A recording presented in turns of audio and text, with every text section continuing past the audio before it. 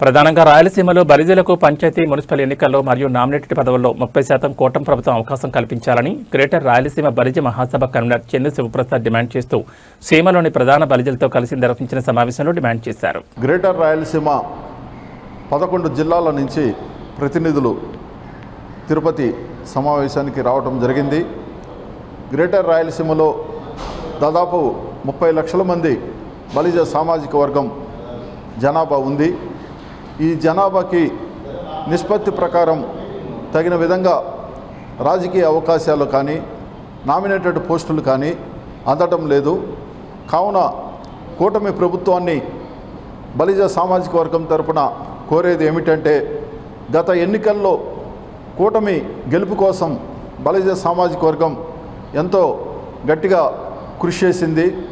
మీరు ఈ విషయాన్ని గమనించి ముఖ్యంగా Telugu Desam party, Janasena party, BJP party అధినేతలు, రాష్ట్ర నాయకత్వం బలిజలకి ఈ రాయలసీమ జిల్లాలో తగిన గుర్తింపు, తగిన అవకాశాలు ఇవ్వాల్సిందిగా విజ్ఞప్తి చేస్తున్నాం. బలిజ సామాజిక వర్గం ప్రధానంగా వ్యవసాయ ఆధార కుటుంబాలు, వ్యవసాయం మీదనే ఎక్కువ మంది జీవిస్తారు. కాబట్టి వాళ్ళకి తగిన విద్యా ఉద్యోగ అవకాశాలు కల్పించేందుకు రిజర్వేషన్ అవకాశం కూడా ఇవ్వాల్సిందిగా ఈ కూటమి ప్రభుత్వానికి కోరుతున్నాం. మిగతా కులాల అన్ని కులాలతో సామరస్యంగా వాళ్ళందరితో స్నేహపూర్వకంగా ఉండే కులం బలిజ కులం. బలిజ కులస్తులకి అభివృద్ధి జరిగితే అది సమాజానికి అభివృద్ధి జరిగినట్టే లెక్క. కావున వచ్చే పంచాయతీ మున్సిపల్ ఎన్నికల్లో అన్ని స్థాయిల్లో జెడ్పీ చైర్మన్ మొదలు మేయరు, మున్సిపల్ చైర్మను, సర్పంచ్ పదవి వరకు అన్ని స్థాయిల్లో బలిజ కులస్తులకి సీట్లు ఇచ్చి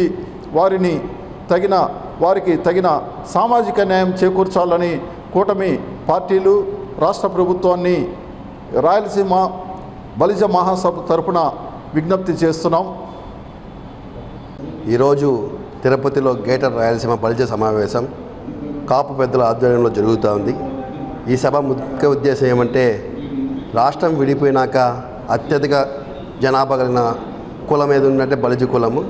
ఈరోజు బలిజలకు ఆర్థికంగా, సామాజికంగా వెనుకబడి ఉంది. దీని ఉద్దేశంగా బలిజ పెద్దలందరూ ఈరోజు సమావేశం ఏర్పాటు చేసి రాబోయే పదవుల్లో బలిజలకు పెద్దపీట వేయాలని, అలాగే తిరుపతిలో జరగబోతున్న మున్సిపల్ ఎలక్షన్లో బలిజలకు ఒక 2 డిప్యూటీ మేయర్ స్థానాలు ఇవ్వాలని, అలాగే రాజ్యసభ సీట్లు కానీ ఎమ్మెల్సీ సీట్లు కానీ ఇవ్వాలని బలిజ పెద్దలు నిర్ణయించారు. ఈరోజు డిసైడింగ్ ఫ్యాక్ట్ ఏదుందంటే ఆ బలిజలు. రాష్ట్రంలో ఎవరు గెలవాలన్నా ఓడిపోవాలన్నా నిర్ణయించేది బలిజలు. కాబట్టి ఈ బలిజల్లో రాయలసీమకి పెద్ద ప్రాంతం ఇవ్వాలని, రాయలసీమలోనే గ్రేటర్ రాయలసీమ బలిజ కార్పొరేషన్ ఏర్పాటు చేయాలని ప్రభుత్వానికి విన్నవిస్తున్నాము. ఇలాగా ఈ పశ్చిమ గోదావరి కానీ ఈస్ట్ గోదావరిలో అయితే అక్కడ కాపు, ఒంటరి, తెలగ కులాస్తులు ఉన్నారు. వాళ్ళు వెల్ సెటిల్డ్. కానీ రాయలసీమలో బలిజలు వెనకబడిపోయినారు. చాలా వరకు ఆర్థికంగా వెనకబడినారు, సామాజికంగా కూడా వెనకబడ్డారు.